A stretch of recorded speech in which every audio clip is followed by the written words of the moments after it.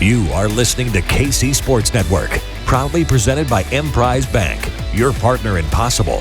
What's going on, Chiefs Kingdom? I'm DJ Kissel. Thanks for tuning in to this episode of 10 Things presented by our friends at KC Strength and Conditioning. If you know someone who needs baseball or softball training in the Kansas City area, as that season is just around the corner and all of that work is picking up right now, please call my friend John Renzi at 913-638-8960. Again, this is KC Strength and Conditioning.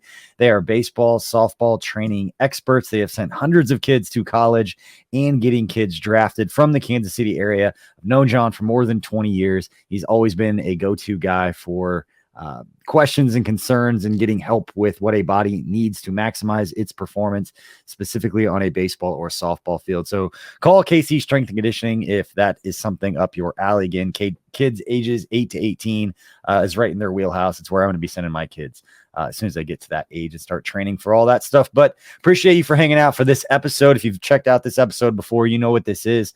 It's a lot of stats. It's a lot of records, a lot of nuggets, a lot of information is coming from the Chiefs communications and the PR staff and their post-game notes that they send out, but a lot of crazy cool records and paces. And it's a lot of meat with this show, not a lot of color. We've got plenty of shows for that here at KC Sports Network.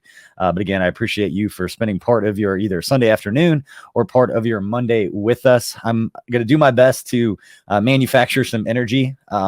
We had a party up at Holiday Distillery. Shout out to Holiday Distillery for hosting what was a Chiefs watch party / birthday party for myself that turned 40 on Friday. And we had some friends and people up the distillery to their event center. If you're looking for anywhere to have an event in Kansas City, you've got a family event or even like a company outing, call Holiday Distillery, their event center. It's a phenomenal place to go hang out.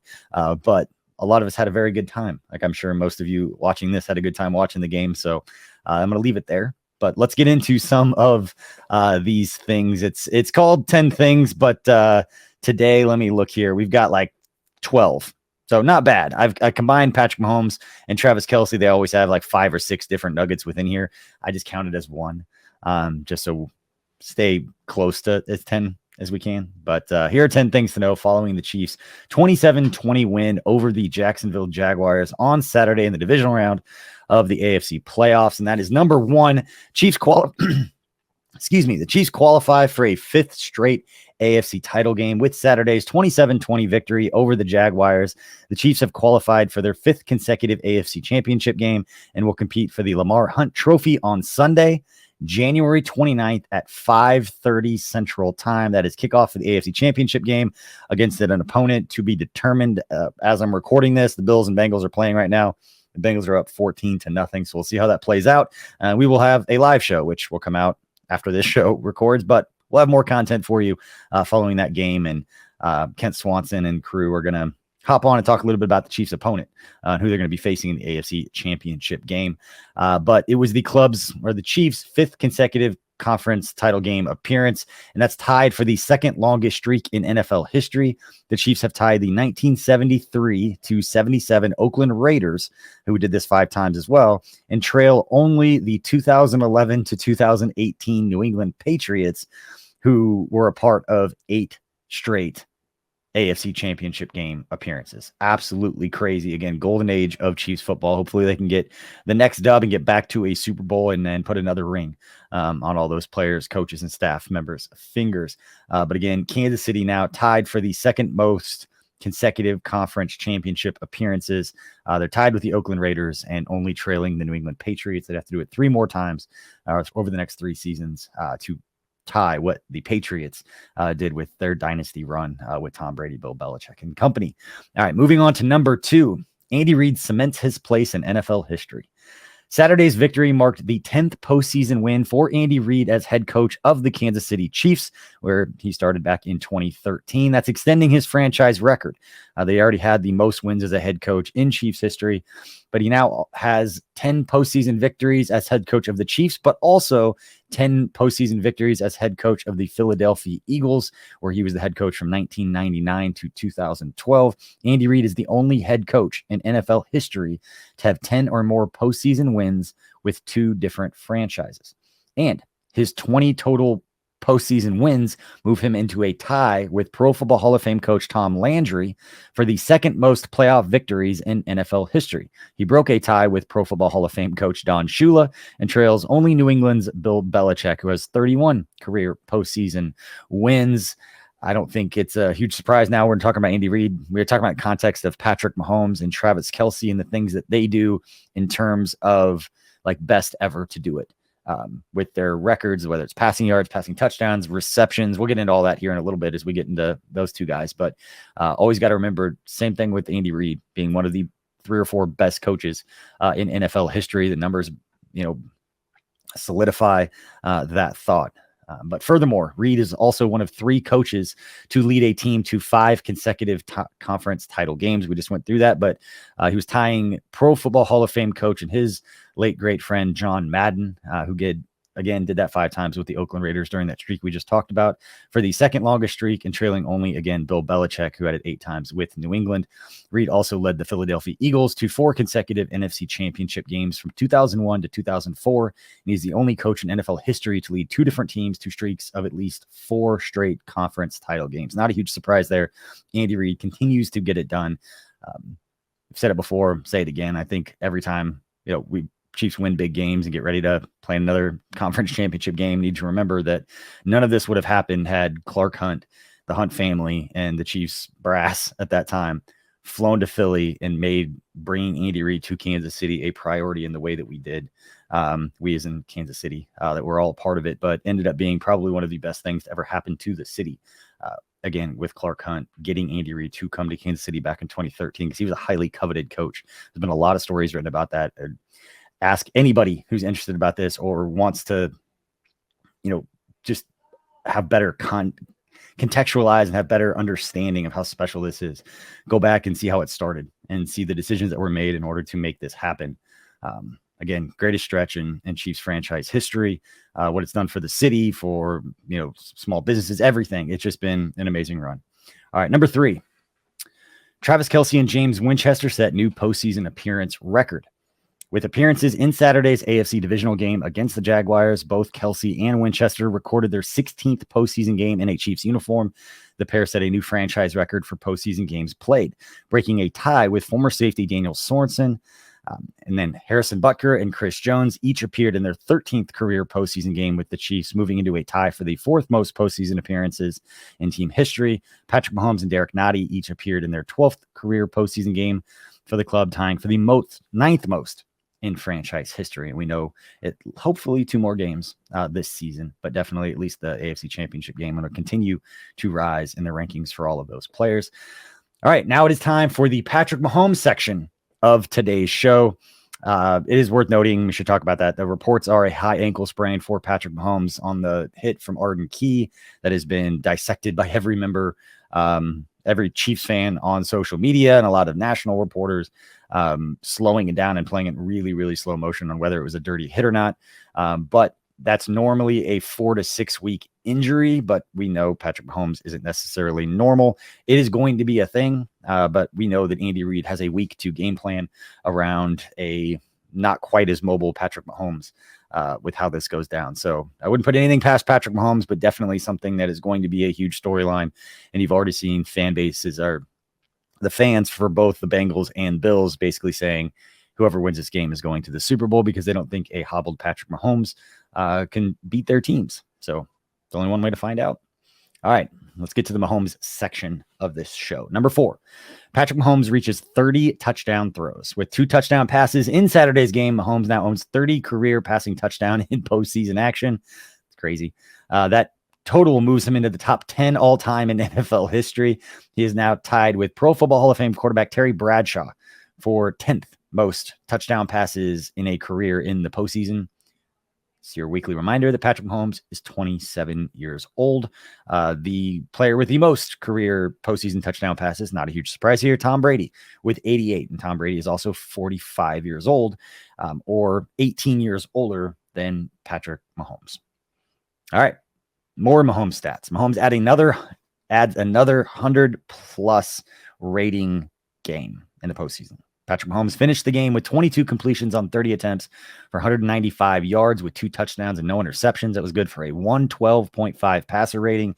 It marks his 8th career postseason game with 100 or more passer rating, tying Drew Brees and Troy Aikman for the 6th most in NFL playoff history. And now it's time, ladies and gentlemen, for the Travis Kelce section of today's show. Number 5, Travis Kelce sets record for receptions. Travis Kelce caught a game-high 14 passes for 98 yards with 2 touchdowns in Saturday's AFC Divisional game. His 14 receptions set a new postseason singles-game franchise record, eclipsing his old mark of 13 receptions. Kelce now owns 5 of the top 6 single-game postseason performances in terms of receptions in Chiefs franchise history. The only game in which a player had even close to as many receptions as Travis Kelce has had at his best in the postseason is Tyreek Hill in that game against Buffalo last season on January 23rd, 2022. Kelce's 14 receptions are tied for the 3rd most receptions in a single postseason game in NFL history. And with his 14 receptions in Saturday's game, Kelce now has 120 career postseason catches, moving past wide receiver Julian Edelman for the 2nd most in NFL history.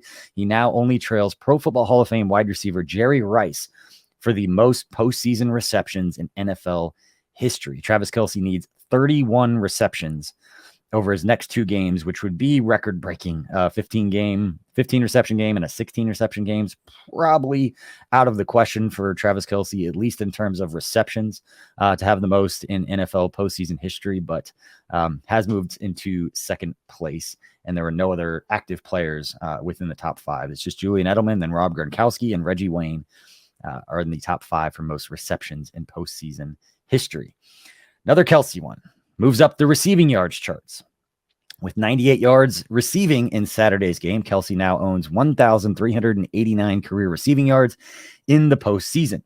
He passed Pro Football Hall of Fame wide receiver Michael Irvin for 4th and tied Rob Gronkowski for the 3rd most postseason receiving yards by any pass catcher in NFL history. Again, this is wide receivers and tight ends combined, and Travis Kelce is well on his way to surpassing at least Julian Edelman. He is only about, let's say, 53 yards shy of tying Julian Edelman. So 54 yards, and Travis Kelce will be 2nd in NFL history in terms of receiving yards, where, as we just mentioned, he's already there for receptions. And so, again, Travis Kelce continuing to climb and do crazy, awesome things in the playoffs. And not a huge surprise, another way of saying this stat is that now Travis Kelce has tied Rob Gronkowski for the most receiving yards in postseason NFL postseason history by a tight end. And so tight end tied needs basically 1 catch, 1 yard, and he will have the most receiving yards in postseason history for a tight end. He needs basically 53 yards, we said, to tie Julian Edelman for 2nd. And then Jerry Rice is kind of in a world of his own. He's got 2,245 receiving yards. So they take a lot more games for Travis Kelce to get there, but not putting anything past him as long as he wants to continue to play. All right, another Travis Kelce one. Scores a pair of touchdowns on Saturday. On the Chiefs' first offensive possession of Saturday's divisional game, Kelce scored his 13th career postseason receiving touchdown later in the first half. Kelce then hauled in a 2nd receiving touchdown, and that one was from Chad Henne on that long drive that we'll get to here in a little bit, but that was Kelce's 14th career receiving touchdown. He extends his postseason franchise record for receiving touchdowns, and he moved within 1 touchdown reception of tying Rob Gronkowski for the most touchdown catches by a tight end in NFL postseason history. He also moved into 3rd place for most receiving touchdowns by any player in NFL postseason history. So yards, receptions, touchdowns, he's 1 solid game away. We'll say 1 touchdown and 54 yards receiving with at least, he's already got the reception one. So 54 yards and a touchdown, and Travis Kelce will be 2nd place in NFL postseason history among all players for touchdowns, receiving yards, and receptions. Crazy. 4 NFL teams, 2 conference championship games, and only a few more shots to win big on the playoffs with DraftKings Sportsbook, unofficial sports betting partner of the NFL. Counting down to Super Bowl 57, new customers can bet just $5 and get $200 in free bets instantly. Not a new customer? You can feel the same conference championship thrills with stepped-up same-game parlays.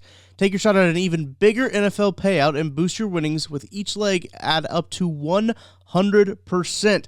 I love the stepped-up same-game parlays. I know DraftKings loves me making the stepped-up same-game parlays.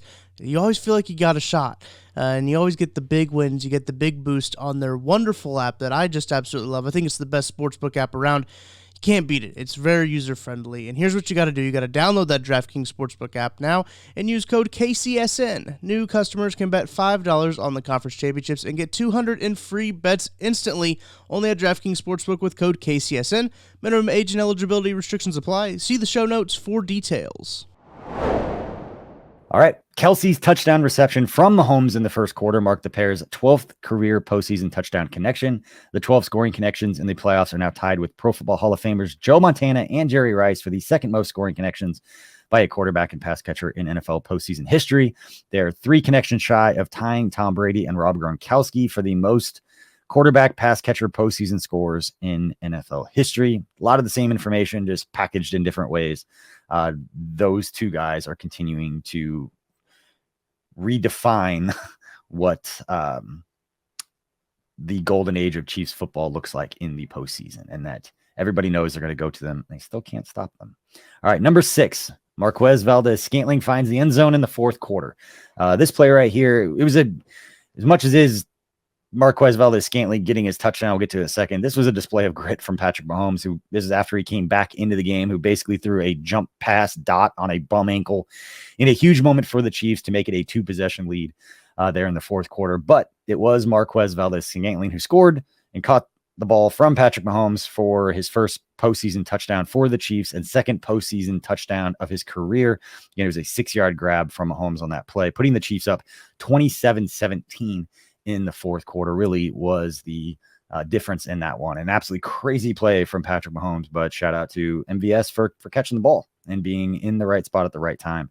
And yeah, that play in the context of it, when you watch that play, maybe in 5 or 6 years, you might not remember that he was on a bum ankle, but when context is added, one of the bigger plays that we've seen from Patrick Mahomes in the playoffs, considering that he was injured, came back from a high ankle sprain, which again, based on all the internet doctors out there will tell you it's about 4 to 6 weeks for that to normally heal.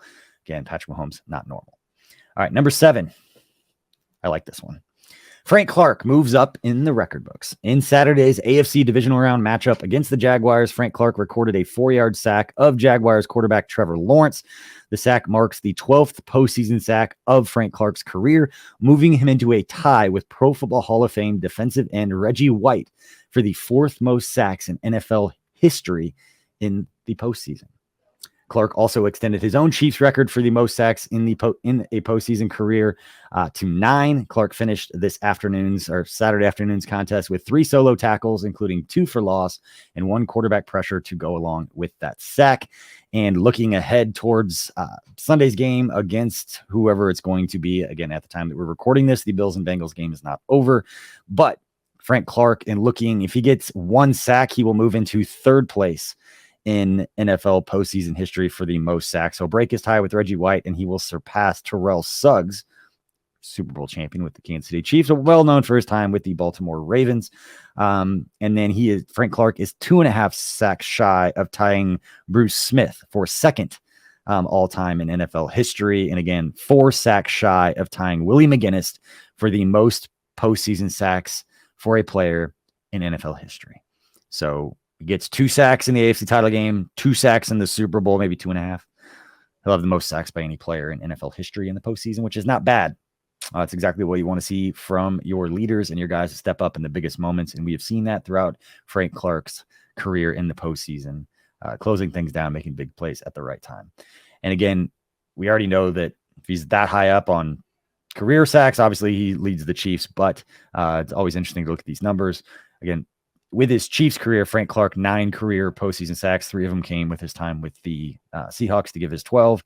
But among Chiefs players, Frank Clark leads with 9, but tied for 2nd is Derek Thomas with 6.5. Neil Smith had 6.5 postseason sacks. Both Frank Clark and Derek Thomas played 10 postseason games. Frank Clark had 9 sacks. Derek Thomas was 6.5. And then Aaron Brown in his 6 postseason games had 5 sacks for the Chiefs between 1966 and 1972. And then rounding out the top 5 is Justin Houston, who played in 7 postseason games for the Chiefs and had 4 sacks between 2011 and 2019. All right, moving on to number 8, Derek Nottie earns his first career postseason sack as Derek Nottie recorded an 8-yard sack of Trevor Lawrence in the game's third quarter. And now Nottie owns 1 career sack in the postseason to go, along with 4 career regular season sacks. Derek Nottie finished the game on Saturday with 2 tackles, including 1 tackle for loss and 1 quarterback pressure to go along with that sack. Moving along to number 9. This is also a special one, kind of sealed the game for the Chiefs, and it was just great to see a lot of the rookies step up, and we'll talk about a couple of the Chiefs rookies here in just a second. And as rookie cornerback Jalen Watson joins small group. Rookie cornerback Jalen Watson made Chiefs history when he snagged his first career postseason interception in the fourth quarter of Saturday's win over the Jags. Trevor Lawrence attempted a pass to wide receiver Zay Jones, but it was picked off by Watson with the one hand. We had Steve Spagnuolo called a blitz. They had a free rusher at Trevor Lawrence. And if you paid attention or listened to any of our shows during the week, said that the Jags would allow free rushers more than it seemed a lot of other teams when you watch them, and whether it was a protection thing, whether it was a communication thing up front, you just saw it. I'd watched it during the wild card game between the Jags and the Chargers, and one of the things that stood out to me in that game was how many free rushers Trevor Lawrence had coming at him, whether that's him not IDing it or the communication not happening up front with those guys. We saw it in one of the biggest moments with Jalen Watson picking off this pass. It was Watson's postseason interception as a rookie, makes him one of 5 Chiefs to ever intercept a pass as a rookie in the playoffs. Jim Marcellus had 3. He's the only player in Chiefs history to have multiple postseason interceptions in their rookie year, and that was in 1969. Watson added 3 solo tackles, 2 passes defense, and 1 quarterback pressure to go along with that huge interception. And let's go to, I'm going to skip out of order based on what I have written here, but let's go to another rookie late round pick for the Chiefs. That was running back Isaiah Pacheco. He carries the load in the backfield for the Chiefs, and he's really stepped up during the second half of this season. And that was Pacheco. He carried the ball 12 times for 95 yards in this game, averaged 7.9 yards per carry to lead all ball carriers. His rushing yardage total was good for the 6th best single game mark in postseason game in franchise history. And it was the most rushing yards by a rookie in a playoff game in franchise history. I'm going to say that one more time. His 95, he had 1 catch for 6 yards. So technically he had 13 touches for over 100 yards from scrimmage. But as far as rushing the ball, his 12 carries for 95 yards was the most rushing yards by a rookie in a playoff game in Chiefs franchise history.